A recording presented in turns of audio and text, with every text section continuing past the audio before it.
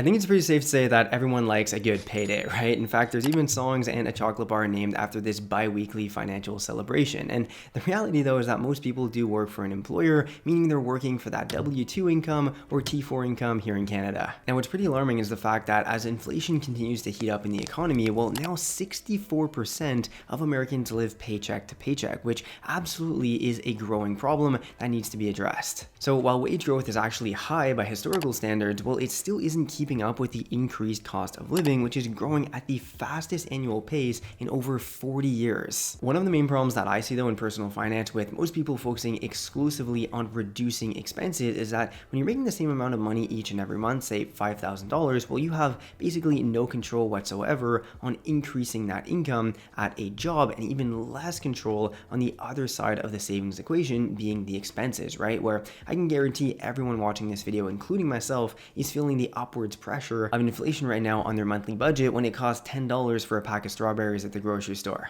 In fact, this right here is an article on a grocery store chain here in Canada where profits were up 40% in Q1 of this year. That to me is a problem that's getting passed on to the consumer. So I wanted to make this video more practical, right? And actually include things that I've implemented myself in my own financial life and also have found success with, rather than just the traditional pay off your debts, send money to a savings account, and buy things on sale, even though each one of those things are all very important. I wanted to bring my own experience to the table here and share some things that you could be doing when you're receiving that bi-weekly paycheck. So first and foremost though, before actually jumping into the steps that I would recommend when you get your paycheck, let's take a look at some of the worst things that you can be doing before, but then also after receiving that bi-weekly paycheck. So number one, we have not evaluating your spending from months prior and then repeating the same type of spending habits and financial mistakes over and over again in a periodic manner, right? Trying to actually identify what you're spending and wasting money on and then adapting over time is something that's critical. Number two, just rewarding yourself with non-essential purchases way too quickly. Okay, as soon as you're making a little bit more money, you have a bit more extra cash in your bank account, splurging it on,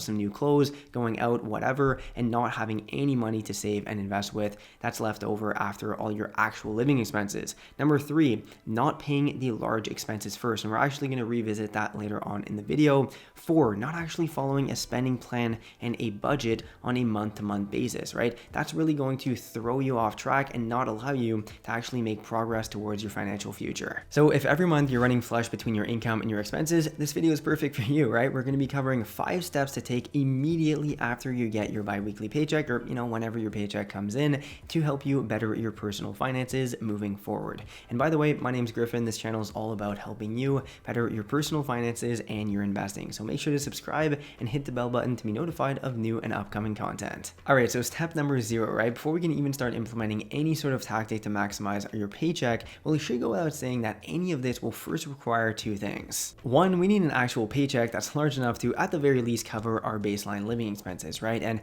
I know this is kind of becoming a recurring theme on my YouTube channel of, hey, focus on increasing your income, but seriously, this is the most important element in personal finance, right? Everyone's just so laser focused on lowering expenses as much as possible, and then also investing prematurely and just trying to find the highest returning stock, dividend stock, growth stock, as well as, let's say, cryptocurrency. But ultimately, none of that really matters when you don't have consistent excess cash flow each month to pour into your investment and business systems. I've now had the opportunity to sit down and meet with a ton of different entrepreneurs and investors, and every single one first made their money through a business system and just focusing on increasing their income, not through 10-bagger stock positions, at least not consistently over time. And then number 2, a fresh mindset towards income allocation towards 3 different categories of expenses. I made a video a couple of months back speaking about how I approach the division of my income into 3 main categories of expenses, 2 of which being actual living expenses, and then one of them being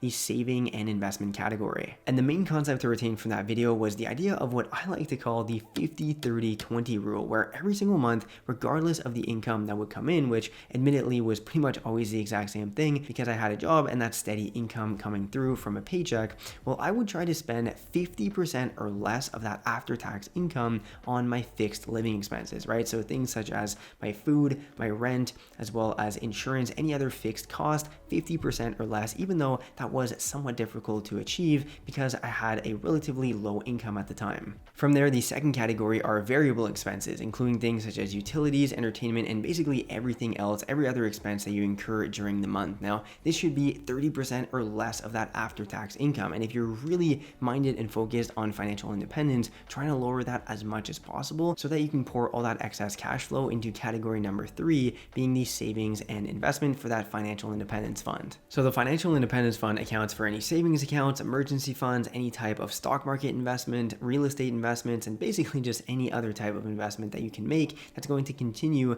contributing to the growth of your net worth over time. Now, this should be 20% or more of your after-tax income each and every month if you're really minded on, accelerating the growth of your net worth. So for me, 20% was a baseline. And although this was difficult to achieve at the beginning, well, over time, as I was focused on increasing that income, I was able to increase my savings and investment rate. The point with me saying all of this, though, is that the main reason why most people tend to run out of money after getting their paycheck is that they don't end up sticking to a precise spending plan that actually works within their own income and lifestyle. Okay, so with a reframed mindset towards income allocation, you're probably feeling pretty enlightened and might even be tempted to try and skip that 50% target, going straight for the home run, boosting up your savings rate under the pretext of paying yourself first, right? Which is a concept that's become wildly popular and somewhat even cliche in the world of personal finance. The problem with that, though, is that when you get your paycheck, well, immediately sending a portion of that to either your savings or your investment accounts usually is not a practical approach whatsoever to anyone who's employed and has that fixed income coming in each month, right? And this ultimately just comes back down to the concept we were speaking about earlier, where you have very limited control on, yes, your income, but then also your expenses, right? So when your expenses are creeping up to 90%, say, of your take-home income, well, this makes it very difficult to pay yourself first. Instead, first focus on paying for your largest fixed expense during the month, which is going to end up eating the largest portion of that paycheck anyways. With that said, there's no denying that paying yourself first is super important, mainly though for crafting a saving and investor mindset more than really anything else. Because once you're in a position where you've paid off your debts and have been able to raise your savings rate, again through increased income, well, now reallocating money that you had going towards paying off your debts in the first place towards now your savings and investments becomes significantly easier mentally. And quick side note here, a really simple way that you can keep yourself accountable towards those monthly contributions towards your savings and investments is just setting up monthly automatic withdrawals. Super simple, peace of mind. Speaking about monthly spending, let's take a second to talk about today's video sponsor, Neo Financial. Neo is a Canadian fintech company that's reinventing how Canadians spend, save, and grow their money by offering unlimited cash back to 7,000 partners across Canada at an average of around 5% cash back, which is extremely competitive in the Canadian credit card space, considering that the Neo card is a completely free MasterCard. To apply, all you need is to A, live in Canada, have a government-issued photo ID,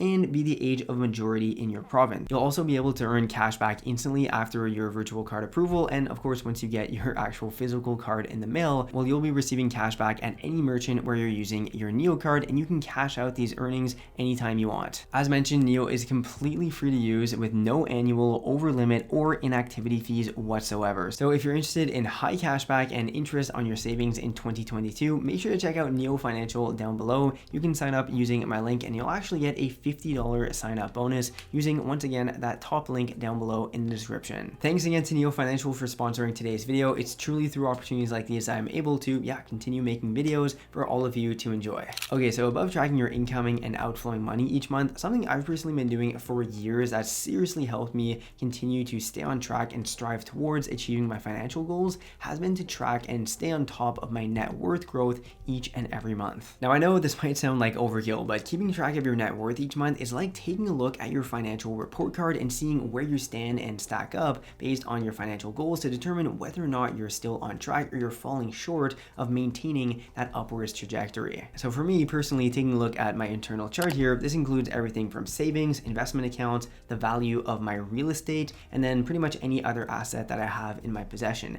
And visually seeing this growth of the chart, though, actually it's not growth every month, of course, as it fluctuates over time, but being able to keep track of this on a periodic basis has been really important for me towards not giving up on my financial goals and veering off off path. So yeah, bring that back to your bi-weekly paycheck though. Well, at the very least, staying on top of your incoming money as well as your outflowing money from your bank account, but then also making sure to keep track of your net worth over time. Next up, this isn't necessarily a step per se to take when getting paid, but isn't something I've seen anyone speak about online and could actually have an impact on the compounded growth of your investment portfolio over time. And that is to take the time to evaluate the tax withholding from your paycheck in the first place. So everyone who works a job knows very well that from every paycheck, a portion of that is deducted for your income taxes as well as a whole bunch typically of other deductions, right? But this means that at the end of the year, well, instead of having to pay a lump sum of $10,000, $15,000 when you've paid periodically every paycheck, that's absolutely nothing new. The problem is that typically taxes withheld can vary from employee to employee. And for some reason, there's this narrative that getting a large tax return at the end of the year, often a couple $1,000s, at least that was the case for many of my colleagues back when I used to work a job, was this awesome thing, right? Getting a couple $1,000s at the end of the year.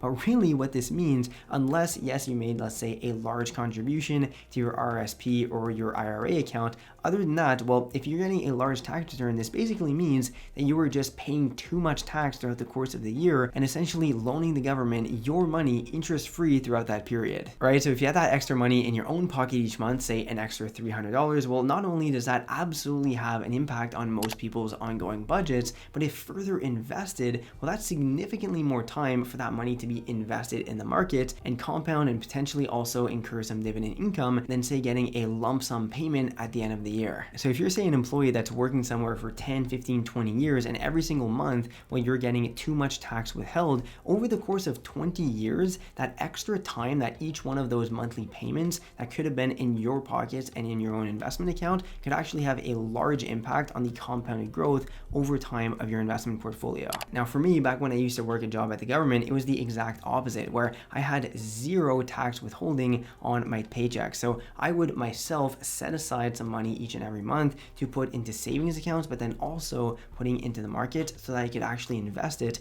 over the course of the year and try to create an extra couple $100s throughout the course of the year. Of course, this won't apply to everyone, and I'm not necessarily advocating for going ham on this and lowering your tax withheld to zero and then investing everything, because there is also some risk involved, right? But taking a peek at your paycheck, your tax withholding, and then potentially speaking with your HR rep, if this is a problem that you're personally incurring, could definitely be worth your time. And then finally, taking $50 to $100 from your paycheck each month, which, let's be real, $50, that's the cost now of going to the cinema and getting some popcorn, right? So taking that money and investing it into yourself through either books, that can easily be $2 a month, or a subscription to an online course platform, whatever it might be, refining your skills, investing it into yourself, this hands down always has the highest return on investment. By the way, if you want to invest some time into yourself and better understand how to approach stock market investing through low-cost ETFs and also just other stocks, ETFs, financial securities that make sense for your needs as an investor and your risk tolerance, make sure to check out the full stock market investing course that I previously made.